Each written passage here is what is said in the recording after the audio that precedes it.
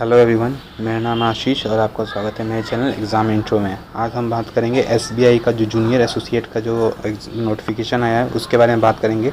Online registration date कब है और कब तक अप्लाई कर सकते हैं आप, फ़ीस पेमेंट का डेट कब है, उसके कौन से स्टेट से कितने आपकी सीट्स हैं उसके बारे में बात करेंगे। लास्ट 2 ईयर का कट ऑफ बात करेंगे, 19 और 20 दोनों का बात करेंगे, जिससे कि आपको ऑलमोस्ट आइडिया लग जाए कहाँ से आपको फॉर्म अप्लाई करना चाहिए। ठीक है।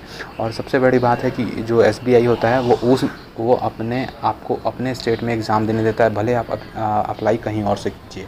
ठीक है। तो ये सबसे अच्छी चीज़ है एसबीआई की। सो आपको उसका बेनिफिट उठाना चाहिए। जहाँ से कट ऑफ थोड़ा कम जाता है वहाँ से थोड़ा आइडिया लेके आप वहाँ से फॉर्म डाल सकते हैं। ठीक है। सो आइए देखते हैं। सबसे पहले हम बात करते हैं यहाँ पे जो कि अहमदाबाद से है। 902 सीटें हैं, शायद सबसे ज़्यादा सीटें वहीं से हैं, अहमदाबाद से। ठीक है। उसके बेंगलोर से देख सकते हैं 400 टोटल सीटें हैं। और उसके बाद आप भोपाल से देखिए ये सब चीज़ें तो आप खुद देख सकते हैं, लेकिन फिर भी मैं बता देता हूँ कि हाँ आप उसके बाद आ जाइए एक और, यहाँ पे तमिलनाडु से 473 सीटें हैं, यहाँ से भी आप अप्लाई कर सकते हैं, बहुत ज़्यादा सीटें हैं। उसके उत्तर प्रदेश में 350, उत्तर प्रदेश का कट ऑफ बहुत हाई जाता है, तो वहाँ से आप प्लीज़ अप्लाई मत कीजिए, तो वही बेहतर है। लेकिन अप्लाई करना है, अगर आपका होम स्टेट है और आप पढ़ने में अच्छे हैं तो प्लीज़ अप्लाई कर सकते हैं वहाँ से। ठीक है। और जो मुझे फैक्ट पता है इसलिए मैं बता रहा हूँ। और उसके बाद महाराष्ट्र से देखिए 640 हैं, वहाँ से भी थोड़ा सा कम रहता है कट ऑफ, और एज़ कम्पेयर टू अदर तो वहाँ से अप्लाई कर सकते हैं। गोवा का कट ऑफ बहुत कम जाता है, ये भी आपको पता होना चाहिए, 10 सीटें हैं वहाँ पे, और यूआर की सीटें हैं ही नहीं, तो वहाँ से कट ऑफ बहुत कम जाता है। ठीक है। तो ये सब चीज़ें, मणिपुर हो गया 18 सीटें, तो ये सब चीज़ें में कट ऑफ कम जाता है। उसके बाद हम देखते हैं कि आपका जो कश्मीर है, कश्मीर से आपका जो ये बोला गया है कि स्पेशल रिक्रूटमेंट ड्राइव जो है उसमें कश्मीर वैली का नाम दिया गया है, तो उसमें 19 वहाँ पर टोटल 40 सीटें हैं जो कि बांटा गया है, तो आप देख सकते हैं। अब आप देखिए यहाँ पे आके ये सब चीज़ें तो आप खुद देख सकते हैं। सिलेक्शन प्रोसेस प्री मेंस होगा और साथ में लैंग्वेज टेस्ट होगा। ठीक है। जो आपका प्री होगा उसमें देखिए 3 सेक्शन होंगे। आपका इंग्लिश होगा जिसमें कि आपका 30 क्वेश्चन और मैक्सिमम 30 मार्क्स का होगा, और ड्यूरेशन होगा आपका जो कि 20 मिनट का होगा। न्यूमेरिकल एबिलिटी होगा 35 क्वेश्चन 35 मार्क्स का, 20 मिनट का टाइम होगा। रीजनिंग का 35 क्वेश्चन 35 मार्क्स और 20 मिनट का टाइम होगा। टोटल 100 क्वेश्चन 100 मार्क्स और 1 घंटे का आपको टाइम मिलेगा वहाँ पे। ठीक है। बहुत फास्ट होता है, तो प्लीज़ आप इसके लिए ध्यान से मेहनत करते रहिएगा। 1/4 नेगेटिव मार्किंग होगा जो कि आपको पता होना चाहिए। बोला गया है कि जो आपका वैकेंसी से 10 गुना बच्चे को लिया जाएगा, शॉर्टलिस्ट किया जाएगा मेंस एग्ज़ाम के लिए, तो इसके लिए आपको तैयार होना चाहिए। 10 गुना बच्चे को ही जाएंगे वहाँ पे मेंस के लिए। उसके बाद हम बात करते हैं कि मेंस में क्या पैटर्न होगा। तो मेंस में देखिए जनरल आएगा, फाइनेंशियल अवेयरनेस आएगा 50 क्वेश्चन 50 मार्क्स का 35 मिनट का। जनरल इंग्लिश आएगा 40 क्वेश्चन 40 मार्क्स का 35 मिनट का टोटल। उसके बाद क्वांट आएगा 50 क्वेश्चन 50 मार्क्स का 45 मिनट का।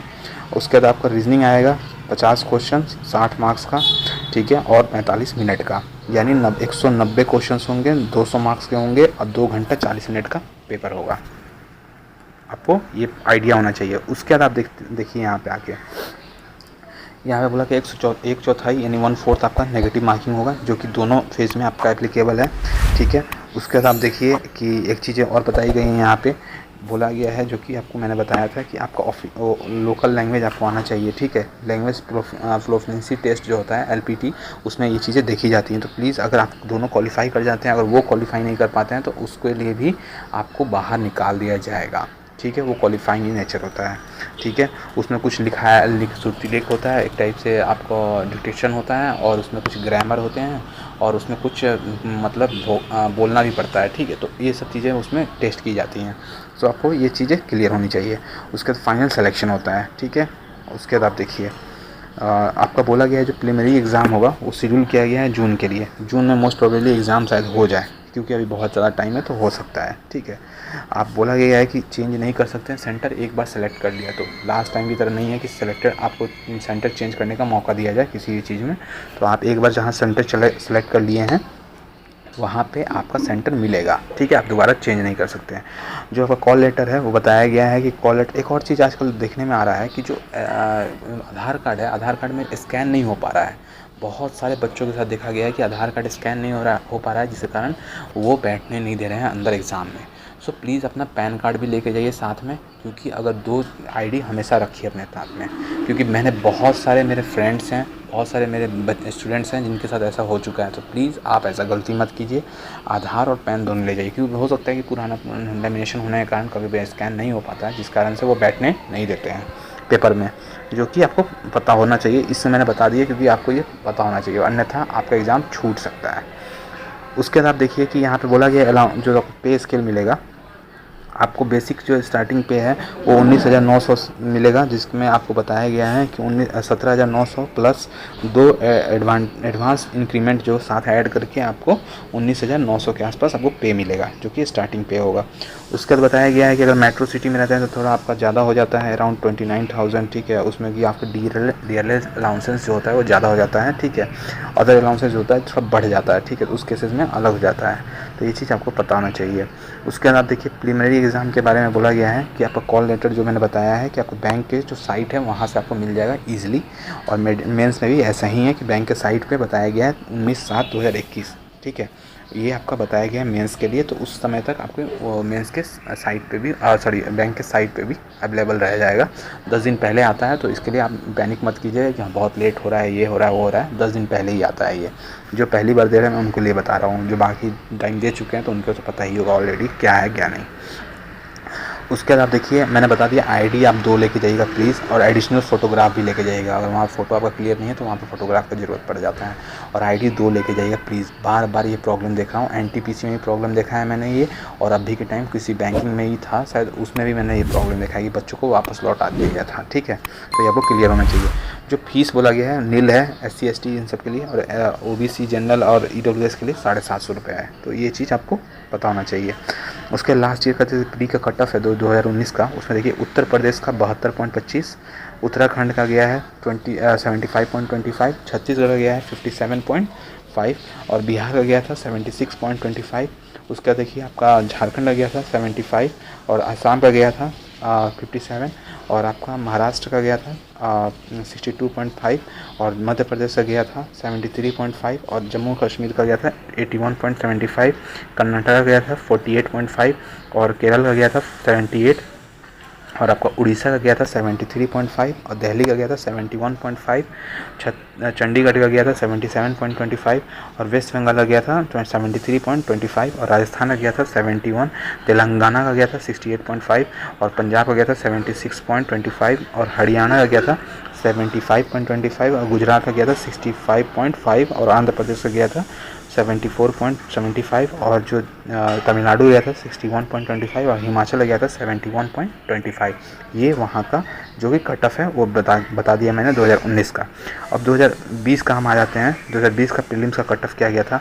आंध्र प्रदेश से गया था 68, बिहार से गया था 68.75, छत्तीसगढ़ से गया था 68.75, दिल्ली से गया था 76.25, गुजरात से गया था 56.75, और हिमाचल की बात करें तो 66 क्या था, झारखंड की बात करें 68.25, कर्नाटक में 58.75, केरल में गया था 69.75, MP में गया था 68.75, महाराष्ट्र में गया था 59.75, उड़ीसा में गया था 68.25, और चंडीगढ़ में गया था 76, और पंजाब में गया था 77.5, हरियाणा में गया था 72.75, राजस्थान में 68.75, तेलंगाना में 66, तमिलनाडु में 62, उत्तर प्रदेश 71, और आपका उत्तराखंड में 69.75, और वेस्ट बंगाल में 67.5 गया था।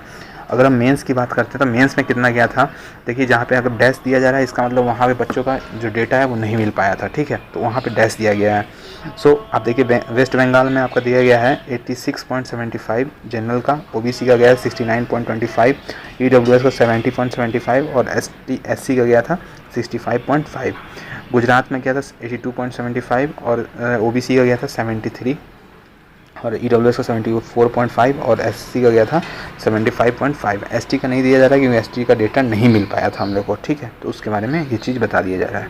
उत्तर प्रदेश में 90.25, ठीक है, 78 आपका गया था आपका OBC का, और उसके बाद आपका EWS का 82.25, और SC का गया था 64.25।